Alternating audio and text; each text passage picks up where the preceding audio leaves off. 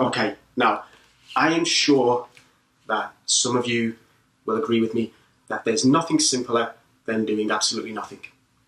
Yeah? Okay, well, that's what we're going to do. We are just going to get up into a high plank position, and all we're going to do is hold.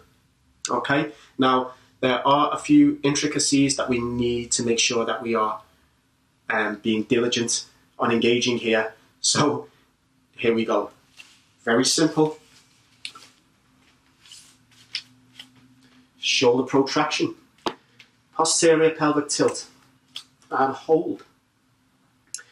If you want to get a little bit more out of this, you can squeeze the inner thigh. Squeeze, squeeze, squeeze. Don't forget to breathe. And all you have to do is hold. Now you can hold this anywhere between 10 to 60 seconds. If you are really struggling with this, just come down to your knees and you can hold from here. Notice as I come down, I can really engage and really get a little bit more shoulder protraction up. I can pitch the angle a little bit more if I want to get a little bit more out of it. If we were proficiency testing this, which is something that I like to do in my main classes, let us all know that we're ready to move on to our next level of progression. Then what we'd be looking for initially is just a 30-second high plank. Yes?